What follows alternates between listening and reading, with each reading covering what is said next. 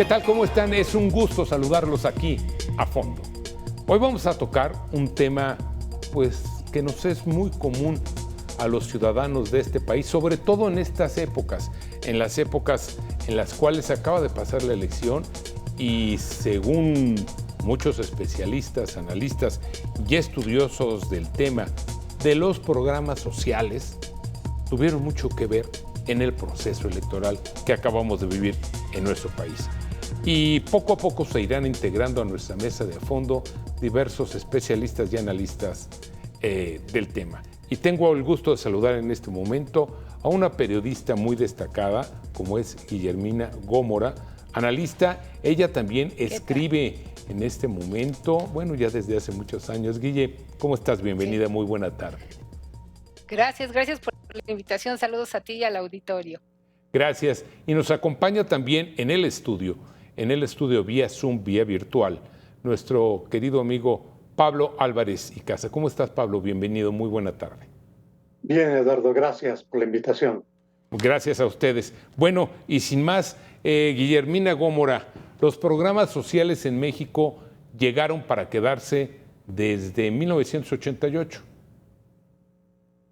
Sí, en efecto, recordemos que este ejercicio de distribuir recursos entre la población de menores ingresos inició en el Partido Revolucionario Institucional con Carlos Salinas de Gortari cuando echó a andar aquel programa de solidaridad. Sí, Hoy no, se replicó en el sexenio de la Cuarta Transformación de forma más amplia a diferentes grupos poblacionales. Son 15 o 16 programas según el lugar donde tú vivas. Hay 16 programas que lleva a cabo la Secretaría de Bienestar para dispersar recursos a diferentes grupos todo el año. Tan solo para este 2024 se presupuestó una derrama de 743,000 millones de pesos, solo para 2024.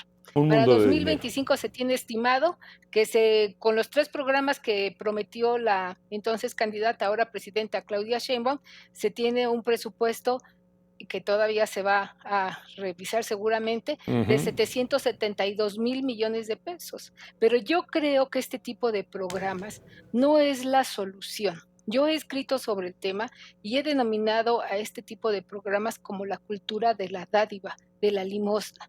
Yo creo que es un paliativo que quizás sí beneficie o ayude a ciertos grupos, pero no es la solución para erradicar la pobreza de nuestro país, o si no erradicarla, por lo menos disminuirla. Yo creo que la apuesta debiera ser a una mejor educación, un buen sistema de salud, una generación de empleos importante. En fin, yo creo que por ahí debería ser, pero vamos hoy a entrarle ahorita precisamente de eso. estos programas se puede convertir de veras en un tema muy polémico porque la gente está convencida de que ellos se merecen esta ayuda que les dé el gobierno. Pablo Álvarez y Casa, un economista muy destacado, que pues bueno, le entiendes muy bien a lo que significa un presupuesto del tamaño que se aplica a los programas sociales aquí en México, que han tenido, como decía Guille, desde 88, presencia importante con sus altas y sus bajas. Recordemos, por ejemplo, en la época de Fox también tuvieron alguna presencia. Con Felipe Calderón disminuyeron de manera importante. Con Peña volvieron a retomar, pero sin duda el auge fue en la administración anterior y en esta que estamos viviendo, Pablo. Sí, de hecho, muchos de estos programas ya se han incluido en el artículo 4 de la Constitución como derechos. Sí. El problema de fondo, sin duda, es cómo garantizamos esos derechos. ¿Y con qué? Y la bronca es que no hay presupuesto que alcance para garantizar esos derechos. Así es. Ya no hay fondos, ¿sí? Ya no hay de dónde seguir recortando. Ya no están esos fideicomisos, más que por ahí los judiciales, pero parece ser que también tendrán otro destino. Entonces, ¿qué es lo que un especialista como tú, como gente que entiende y sabe perfectamente la administración, qué hacer, Pablo? Porque simple y sencillamente, al no haber dinero, ¿qué va a pasar con los programas sociales? Lo que pasa es que hay una presión muy fuerte porque si ya están en la Constitución como derechos y hay una iniciativa para poner a los programas sociales como obligación, ya literalmente, esto implica un riesgo muy alto, porque el gobierno está condenándose a permanentemente tener un déficit público que no va a poder resolver. Lo que es preocupante es que se está imponiendo una lógica perversa de pensar que la pobreza se resuelve con programas sociales y no con empleos bien remunerados, con una economía que crezca de una manera sana y con una situación que genere empleos de mayor productividad, ¿no? Entonces, estamos entrando en una lógica de un Estado subvencionador, clientelar, asistencialista, que nos puede llevar a una crisis fiscal como ya la provocó en Argentina. Entonces, parece ser que no queremos ver las experiencias fallidas en otros países, ¿no? Pero parece ser que estamos de repente reacios, Guille, a poder tomar experiencias, porque los programas sociales no son solamente aplicados en México. Tenemos experiencias internacionales donde se aplican, se han implementado, incluso es una forma también en la cual el gobierno trabaja en muchas partes del mundo. Pero, Guille, estaremos ante una bomba de tiempo. Sí, es una bomba que en cualquier momento va a estallar, sobre todo por lo que explica Pablo. No hay el recurso suficiente para poder subsidiar estos programas. Hoy hablamos de 16, con los 3 que va a incorporar la presidenta Sheinbaum, van a ser 19 programas con diferentes montos. A los adultos mayores hoy les da 6,000 pesos. La beca universal que plantea la presidenta para los alumnos de secundaria va a ser de 3,000 pesos. En fin, y si ahí le va sumando lo que le dan a Jóvenes Construyendo el Futuro, ¿de dónde? La gran pregunta a responder hoy, rumbo al 2025, es ¿de dónde van a salir estos recursos? Hay un déficit fiscal. En el año que entra se estima un crecimiento. Si somos benevolentes, Pablo no me dejará mentir o tendrá mejor información al respecto, se estima un crecimiento de 1%. En el mejor de los casos. Se habla, en el mejor de los casos, claro. Y se estima incluso ya un recorte al presupuesto de entre 500 y 600 mil millones de pesos. Entonces, la pregunta sigue en el aire. ¿De dónde van a salir estos recursos si la presidenta ha dicho una y otra vez que no habrá reforma fiscal? Esa es la pregunta. Esa es la pregunta.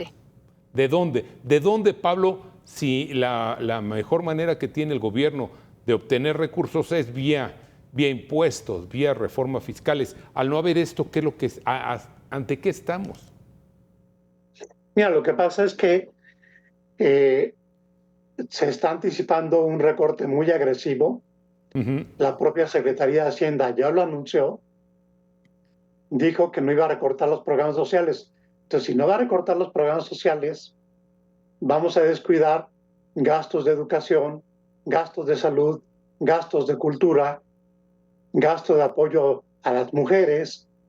Vamos también a sacrificar gastos de infraestructura, gastos de mantenimiento, y esto puede generar una situación muy complicada para resolver necesidades básicas de la población. Y esto nos va a generar una situación muy complicada, Eduardo, porque lo que estamos viendo los especialistas es que tampoco va a poder recortar tanto. No. Y entonces la promesa de reducir el déficit no se va a cumplir. Y sobre todo, Pablo, ya hay menos espacio, menos áreas donde puede entrar esta tijera, permítanme el símil, a hacer los recortes que se requieren para poder destinar este dinero a estos programas sociales. Sí, y sobre todo porque el crecimiento va a ser del 0% en el mejor de los casos, 0.5. Entonces, eso implica que los cálculos que nos presentó en los precriterios la Secretaría de Hacienda ya no son vigentes, Eduardo. Entonces, estamos partiendo de una base de ingresos que ni siquiera es real, ¿no? De entrada, el arranque. De entrada. Sí. Exacto, exacto. Guille, pero bueno, más allá de estos análisis que estemos realizando y que vamos a ahondar en un momento más, pues parece ser que la gente, no sé si está, la frase correcta sea decir, está contenta, pero por lo menos políticamente ha redituado, según dicen los especialistas, en votos. Por supuesto. Sí, sí, ya te decía, oye, tratar este tema en familia, en una reunión, resulta polémico y a veces termina en discusiones bastante agrias porque ellos están felices, la gente está contenta. Hay familias donde reciben 3, 4 apoyos, porque si viven tus abuelos, pues ahí tienes 12,000 pesos garantizados cada bimestre. Si tú vas a la secundaria, pues vas a tener 13, súmale, ya llevas 15, y si tu mamá es madre soltera, pues también recibe otro tanto, y en fin, hemos hecho sumas en ciertas reuniones donde una sola familia llega a recibir cada bimestre cerca de 20,000 o más de 20,000 pesos solo en apoyos. Imagínate si la gente no está contenta y satisfecha y, como te digo, agradecida con que el gobierno les dé este apoyo. La gente dice, antes nunca nos habían dado ningún Exacto. apoyo, hoy este gobierno sí se preocupa por nosotros. Y entonces en la elección pasada vimos cómo se hizo toda esta operación de convencimiento con los servidores de la nación, casa por casa, recordándole a la gente, o recordándole o amenazándola de que si no votaban a favor de la Cuarta Se Transformación, de la perdían. coalición, Ujú. se perdían, se iban a acabar, no iba a haber más estos apoyos económicos. Pero no, la Cuarta Transformación, el partido Morena y sus aliados no son los únicos que han ejercido estos programas. Hacíamos la referencia al inicio del programa El PRI. de cómo Ujú. desde el PRI se vinieron instrumentando y se hace en algunos estados. Recordemos en el Estado de México el famoso salario rosa que instrumentó el exgobernador del Mazo. Ujú, ujú, Y cada ujú. quien le pone el nombre que quiere y el monto que le alcance, pero está ahí ese apoyo que finalmente va a tener una retribución en las urnas el día que se tenga que acudir a Así votar es. para elecciones federales o intermedias. Sin duda, sin duda. Sin embargo, Pablo, echar a andar la maquinita, como se dice frecuentemente, la maquinita de hacer dinero, pues es muy fácil, pero es de alto riesgo, sobre todo cuando esta emisión de dinero pues no está respaldada absolutamente en nada. Sí. Mira, la verdad es que ya no está así. Eso era hace 50 años. Hoy, Ahora, ajá, hoy es con deuda interna y bueno, sí. con deuda Ujú. externa. Entonces, eso genera una carga fiscal creciente de tal manera que el costo financiero se va elevando cada vez más y se vuelve insostenible. Pablo, permíteme tratar de simplificar esto y ayúdame a hacerlo para que la gente nos entienda en casa. ¿Qué significa que esto es más caro el dinero que pide prestado el gobierno tanto internamente como a otros países del mundo? ¿Eso es lo que nos estás queriendo decir, Pablo? Mira, de una manera muy simple, el gobierno tiene ingresos y tiene egresos. Así es, como todo Cuando los mundo. egresos son mayores que los ingresos, se genera déficit público. Ese déficit público se financia con incremento de la deuda. Ujú. El déficit público ha crecido de una manera pavorosa en los últimos años. Se calcula que en el 2024 el déficit público va a representar 6% del PIB. Del PIB, del Producto Y Interno esto va a Bruto, sí, llevar la claro. deuda pública a 17 millones de pesos al terminar el año. No son mis datos, son los datos de la Secretaría de Hacienda. Del gobierno federal, así es, así es. Exactamente. Y sobre todo, Guille, aquí lo que estamos viendo con la información que nos da Pablo y que es de libre acceso para todos en los portales hoy de la Secretaría de Hacienda, lo que estamos viendo es que México sigue siendo, o por lo menos hasta el día de hoy, un país sujeto a crédito. Estas famosas calificaciones internacionales que se hacen de Moody's, de los grupos calificadores, de estas grandes calificadoras mundiales, le siguen dando crédito a México. Pero ¿hasta cuándo siguiendo esta ruta?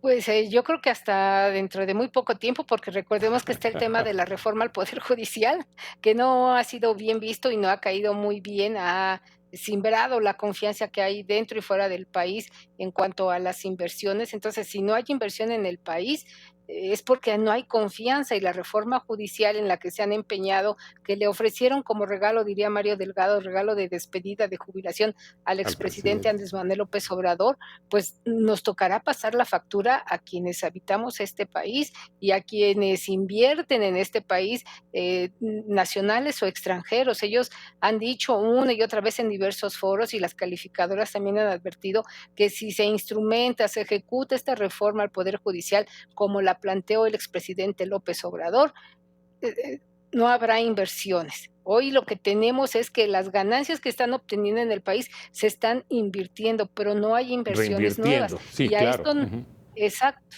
Y no hay que perder de vista que en noviembre próximo habrá elecciones en Estados Unidos, y también de ahí depende el crecimiento de nuestra economía, porque está enfrente Donald Trump, que viene hoy más recargado que nunca hacia las políticas que hay en nuestro país en materia migratoria, también en las facilidades que se le han dado a los inversionistas chinos para instalarse En acá los en aranceles, México, sí, los en fin, impuestos, claro, sí, sí. sí, sí, sí, sí, sin duda. Y se ha advertido también Canadá y Estados Unidos que en el 2026 habrá una reforma, una revisión profunda al Tratado de Libre Comercio. Entonces, le va sumando todos estos ingredientes, el Así es. escenario para 2025 no resulta muy halagador.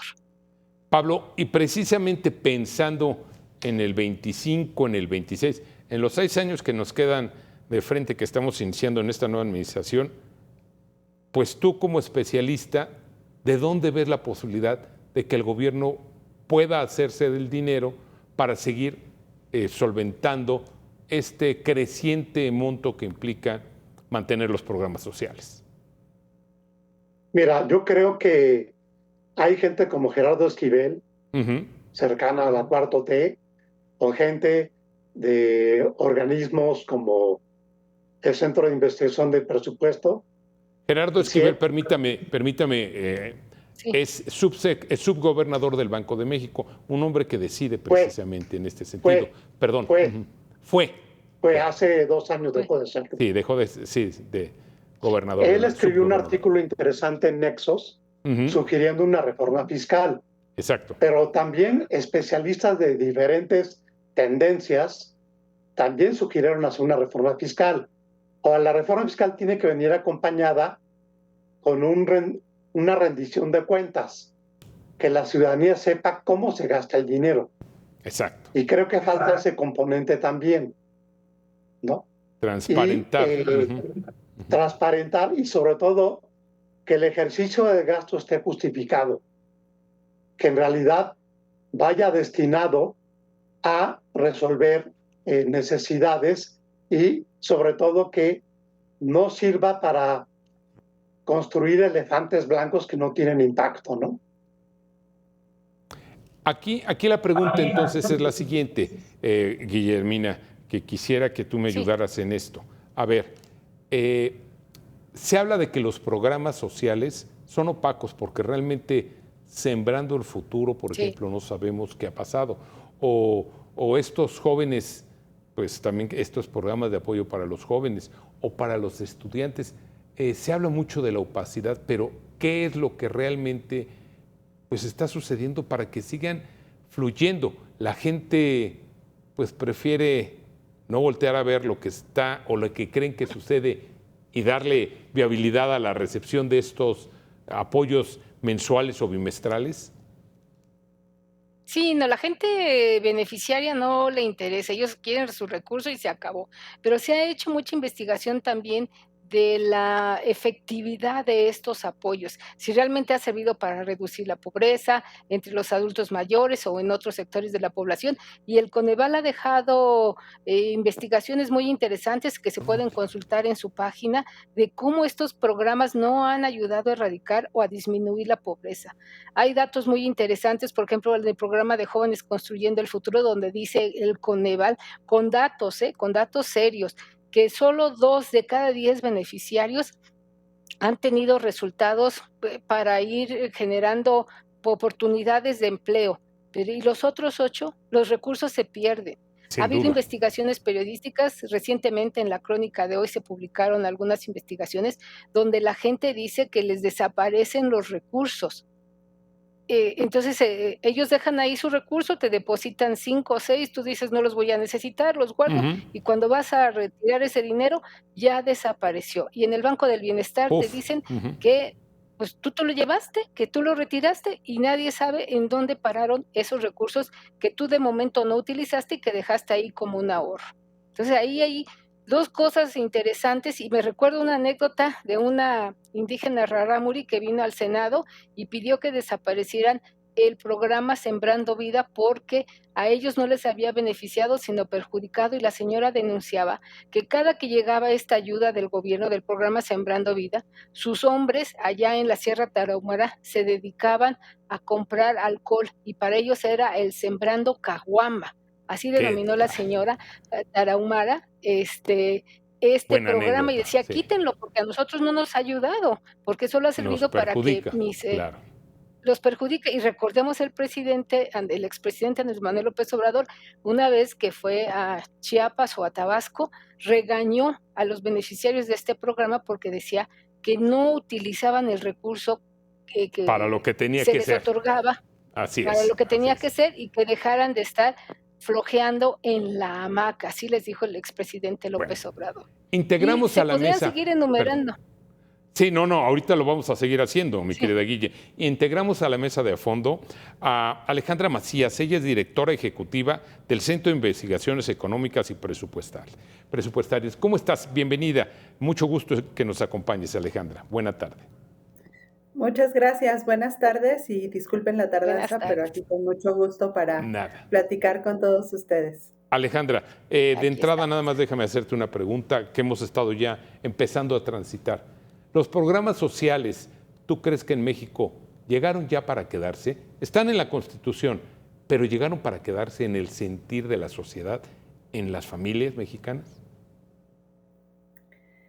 Mira, yo creo que es una muy buena pregunta, pero creo que la política pública puede ser hasta un tanto cíclica, ¿no? Entonces hay que recordar que ya venimos en la historia de haber entregado transferencias directas y después cambió, ¿no? Cambió porque decíamos justamente que no se lograban objetivos, ¿no? Que era un dispendio de recursos y tal.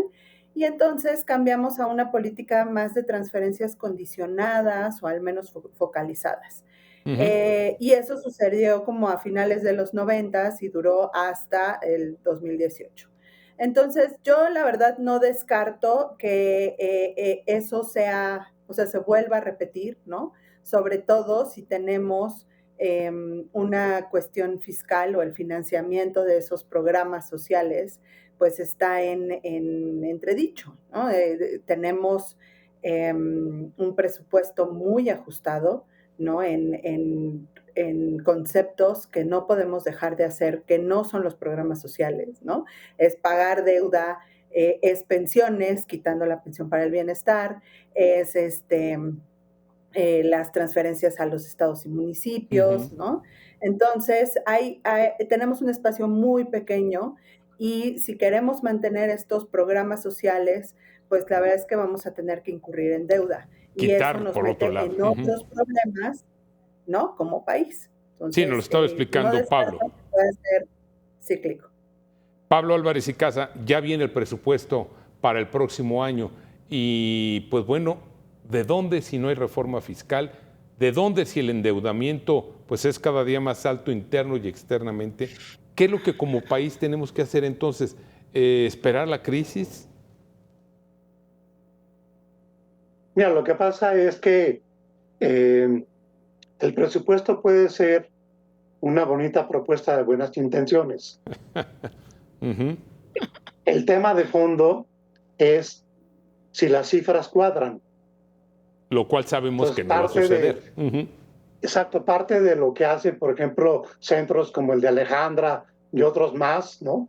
O otros organismos, el INCO, En fin, lo que hacen las propias calificadoras de deuda, revisan si el presupuesto tiene consistencia, porque aquí tenemos también el otro riesgo. Supongamos que el recorte es muy severo, ¿sí? El problema es que eso nos va a generar una serie de conflictos sociales y políticos muy elevados, pero también nos puede meter en una recesión profunda. Ahí el tema. Porque eso va a tener un impacto importante en el dinamismo de la economía en un momento que está comenzando el gobierno, su periodo, y en una economía que ya en un proceso de desaceleración. Entonces, estamos como en una encrucijada, porque si el presupuesto es demasiado drástico, mal. Y si el presupuesto es demasiado amplio, también, porque entonces el proceso de consolidación fiscal que tanto prometió el gobierno tampoco es creíble. Estamos como atrapados en una encrucijada, ¿no? Sin duda. Vamos a tener que hacer una pausa, pero permítame regresar con la viabilidad de los programas sociales cuando la bolsa pues ya está cada día más pequeña de los recursos. En un momento regresamos.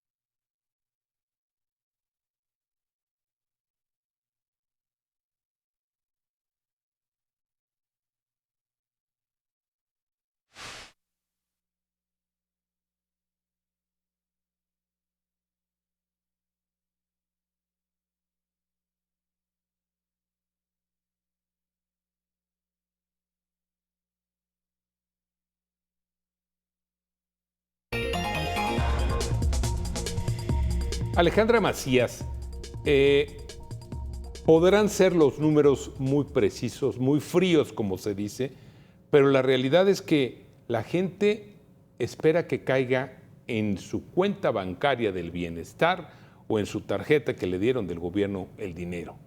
Más allá de lo que digan los números, los estudios que, como nos decía Pablo, realizan centros como el tuyo, que escuchamos que se hacen en la Universidad Nacional Autónoma de México, en fin, datos duros que nos explicaba Pablo, nos daba a conocer. La gente sigue esperando mes con mes su dinerito en la tarjeta, Alejandra. No te escuchamos, Ale. ¿Nos ayudas con tu micrófono? Sí, perdón, una disculpa. Ya, no pasa nada. Sí, es cierto que las personas van a seguir esperando esos recursos. Sin embargo, y uno de los objetivos justo del CIEP, ¿no? Del centro que dirijo, pues es dar a conocer esta información porque finalmente los que estamos contribuyendo para estos recursos o estas transferencias, pues somos todos y todas las mexicanas, ¿no? Y eso como que no acabamos de entenderlo. Las personas creen que el gobierno tiene dinero, quién sabe de dónde, para estas transferencias. No se entiende que al ocupar recursos para los programas sociales hay otros sectores que están subfinanciados, como la primera infancia, ¿no? El hecho de tener programas de pensiones, de becas tal vez, está bien, pero estamos dejando de invertir en las nuevas generaciones que pues son el futuro y son la población que va a ser productiva, que va a tener que pagar impuestos, que va a tener que sostener a los adultos mayores más adelante y que pues en las decisiones que estamos tomando ahora sí tienen implicaciones de mediano y largo plazo. Está muy bien que tengan una transferencia económica, pero pues no hay servicios de salud de calidad, ¿no? No hay un sistema de cuidados que tiene implicaciones económicas, productivas y de más largo plazo. Entonces, creo que la visión cortoplacista de los gobiernos está afectando bastante políticas públicas que podrían tener efectos multidimensionales para todas y todos. Guillermina, ¿llamarías a los programas sociales o los encuadrarías dentro de un gobierno populista? Sí, sí, definitivamente. Yo creo, insisto, que es un paliativo. Son un paliativo estos programas de apoyo porque no resuelven nada.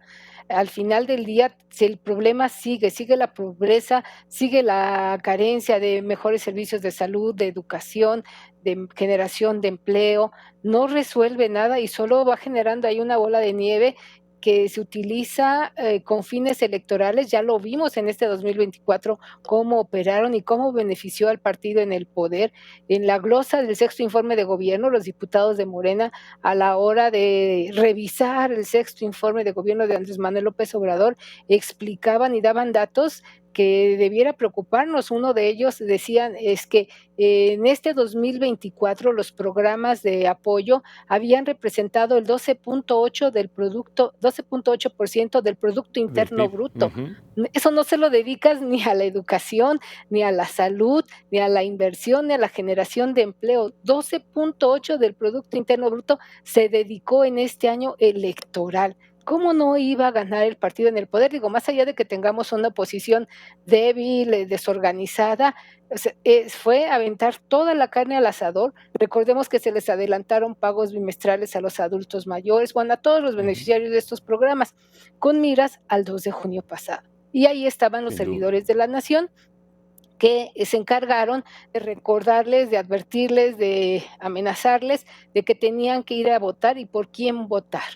Entonces, eso obviamente te habla de un gobierno que quiere mantener el poder, de un gobierno populista, y a través de estos programas mantenerse en el poder. Pero insisto, el dinero tiene sus límites y no va a estar ahí siempre en esa bolsa llena. Andrés Manuel López Obrador llegó con un gran colchón que le heredaron los conservadores, pero Claudia Sheinbaum ya no trae ese colchón, esa red protectora que tuvo Andrés Manuel López Obrador. Ella hoy enfrenta una economía con déficit fiscal y importante.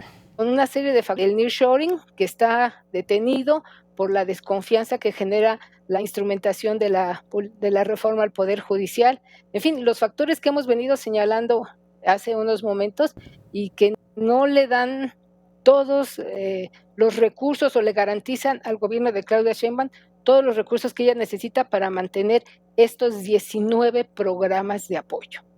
Pablo, no hay en las ciencias exactas, pues, posibilidad de que si tú quitas acá, no impacte finalmente en el gran total. Y este gran total tú no los explicabas. El gobierno recibe recursos vía los impuestos que pagamos todos los mexicanos, pero ha venido, permíteme el símil y para que la gente nos entienda muy claramente en casa, el gobierno está destapando un hoyo para tapar otro hoyo, pero el hoyo cada día se hace más grande. ¿Es así? Sí, lo que decía Alejandra, ejemplos, por ejemplo, Integralia publicó hace como 2 semanas una recopilación de datos uno de los datos que Integralia decía es que hubo retrocesos en temas de salud. Ujú. Por ejemplo, el nivel de cobertura de vacunación de niños se redujo.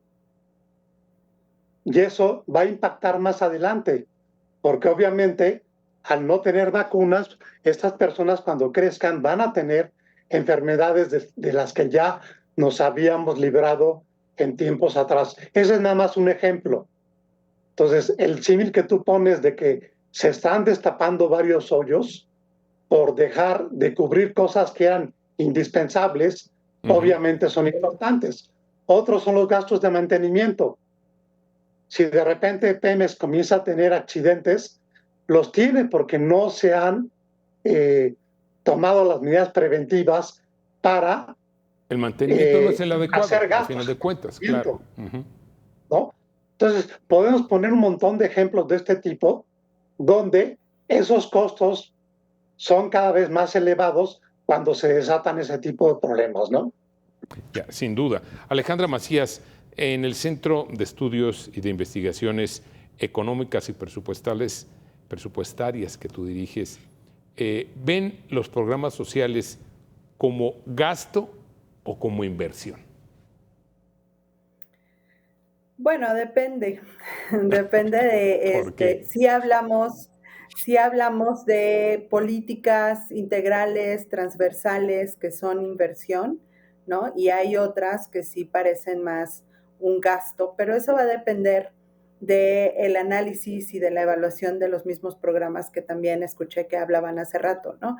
Hay programas que tienen muchas deficiencias y que son recursos que estamos viendo que no generan resultados o no generan los impactos esperados. Ujú. Sabemos también que si dirigimos gasto hacia, como lo decía hace rato, ¿no? A los niños recién nacidos, los primeros años de vida, que son los que van a tener más retornos a lo largo de su vida, pues ahí sabemos que es una inversión. Sin embargo, pues no se están tomando esas decisiones con base en la evidencia y con base en resultados, ¿no? De mediano y largo plazo, como les decía. Entonces, hay veces que sí es cuestionable decir, bueno, creamos este programa sin un diagnóstico previo suficiente antes, sin un seguimiento, sin una evaluación. Sabemos que muchos de los programas sociales que empezaron en 2019 pues tienen varias observaciones por parte de la auditoría y aún así se han subido como derecho al nivel constitución, ¿no? Constitucional, claro. Entonces hay que tener cuidado con eso y también pues elegir las políticas que tienen efectos para diferentes dimensiones, ¿no? Salud, nutrición, educación, y oportunidades laborales y todo eso, sí puedes encontrar políticas que tengan impactos en todos esos sentidos.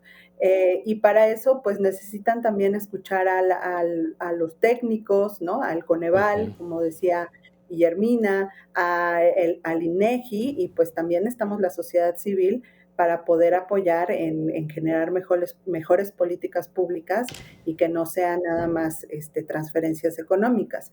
No estoy en contra de ellas, creo que sí tienen un propósito muy paliativo, ¿no? Y para muchos hogares es un gran alivio, Ayuda, ¿no? sí, claro, Pero sin duda. ¿qué queremos? ¿No? ¿Qué queremos como país? ¿Queremos seguir siempre aliviando el día a día o queremos que la población estemos pues mejor Sin en duda. 3 años, en 5 años, ¿no? Esa frase que estás diciendo al final creo que es fundamental, Guille, y la podríamos, Guillermina Sí. Gómora, la pudiéramos desarrollar, porque a final de cuentas, ¿qué es lo que estamos formando o qué es lo que estamos manteniendo en este país? Pues estamos generando, insisto, una cultura de la dádiva.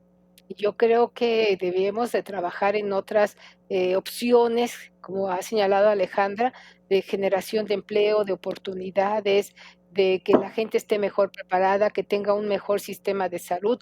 Hoy tú puedes acudir a los hospitales del IMSS y del ISSSTE y no hay medicamentos, incluso medicamentos básicos.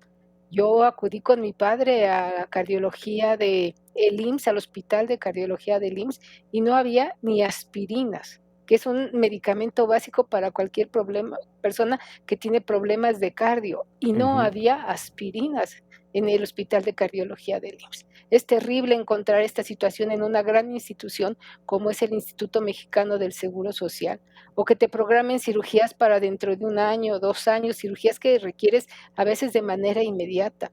Y la culpa no lo tienen los médicos o las enfermeras, es la institución a la que le han cortado recursos, Los y recursos, que de claro. ahí depende tu salud y la de millones de mexicanos. Pero igual podríamos irnos a otros ejemplos en otras Y la instituciones donde educación. también. Ujú. Exacto, les han pasado la tijera y no hay recursos suficientes para formar mejores estudiantes con más capacidades académicas, técnicas. Yo creo que a esa es a la que le deberíamos de apostar, no al reparto de recursos, porque reza la sabiduría popular que prometer no empobrece, cumplir es lo que aniquila. Y Es hoy lo que estamos en aniquila. esa ruta de aniquilamiento porque no hay recursos suficientes y reitero, hoy, rumbo al 2025, el desarrollo del presupuesto de ingresos y egresos aún no se tiene claro de dónde van a salir los recursos, porque tenemos déficit fiscal, porque hay elecciones en Estados Unidos y aún no se sabe de dónde van a salir esos recursos para mantener estos programas de rango constitucional, que incluye ya también que se aumenten con cada determinado tiempo. Entonces, hoy le das 6,000 a un adulto mayor cada 2 meses. Dentro de 1 año o medio año le vas a dar 8,000, 9,000. ¿Y de dónde van a salir esos recursos? Pablo Álvarez y Casa, Sí, ¿qué es lo que sucede? Porque las políticas económicas de un país, la economía de un país, no nos causa un efecto inmediato, no lo percibimos inmediato. Como tú nos decías, este impacto, movimiento que ha tenido en el Producto Interno Bruto, pues ya es importante, un 6%. Tiende de seguir por esta ruta de los programas sociales y la política que hemos visto que está aplicando pues el partido en el gobierno tiende a agravarse. ¿Tú ves posibilidades de que esto pues ya no sea tan grave o por el contrario, si viene la bomba de tiempo, como decía Guille? mira, yo creo que la realidad se va a imponer. Y es lo que Ujú. platicábamos el otro día con Alejandra en una mesa que tuvimos. O sea, Sí. finalmente, cuando las cifras no cuadren, van a tener que buscar una reforma fiscal. El problema es que una reforma fiscal requiere de consensos políticos con el sector privado, con los partidos políticos de oposición, con la sociedad. Ujú. Y si tú no le explicas a la gente de una manera clara por qué lo vas a hacer, igual el día de mañana ya no van a tener el capital político que ahorita sí tienen. Correcto. Entonces, Ujú. también están perdiendo una oportunidad muy valiosa para poder hacerlo, porque además necesitan convencer de que por qué es necesario hacer esto, ¿no? Ya, ya. Yo en ese sentido soy optimista, pero me parece que no Hay que están dar un giro. dispuestos, no están dispuestos todavía a pagar ese costo político. Ya, ya. Vamos a tener que concluir ya. El tiempo se nos fue volando. Aquí en la televisión es así. Alejandra Macías, directora del Centro de Investigaciones Económicas y Presupuestarias. Alejandra, ¿los programas sociales están siguiendo la ruta correcta desde tu perspectiva? Tenemos 1 minuto para la conclusión de cada uno de ustedes, por favor. Sí, yo creo que no. Yo creo que para hacer política pública que sí funcione necesitas un buen diagnóstico y necesitas pensar que va a ser evaluado, ¿no? Y con objetivos muy específicos. Tú tienes programas sociales que tienen 20 objetivos y que de repente no sabes o sea, cuál sí está funcionando o no, como la escuela es nuestra.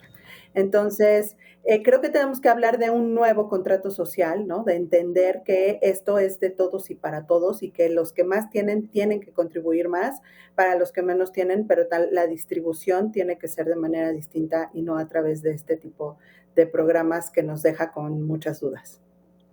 Guillermina Gómora. Sí, los programas sociales llegaron para quedarse. Yo pediría que el gobierno los revisara, que se hubiera mayor transparencia en el manejo de los recursos y sobre todo que estos programas sirvieran para generar oportunidades de mejor educación, mejores programas de salud, de seguridad y de empleo. Es apostarle a otra cosa, a tener estos programas sujetos a los procesos electorales, nos va a llevar, insisto, al aniquilamiento. Pablo Álvarez y Casa. Pues mira, lo más paradójico es que la Constitución, en el artículo 19, dice que el uso de los programas sociales con fines electorales está prohibido y un juez deberá ordenar prisión preventiva oficiosa. Caray. ¿Quién va a aplicar esto? O sea, no. Es de risa loca esto, ¿no? Nadie. Totalmente de acuerdo, Sí. Totalmente de acuerdo. Pablo, muchas gracias por tu participación, por tus comentarios. Guillermina Gómora, muchas gracias. Alejandra Macías, muchas gracias por tu participación. Pero sobre todo, gracias a usted por habernos permitido, una vez más, llegar a fondo con los programas sociales el día de hoy. Hasta la próxima.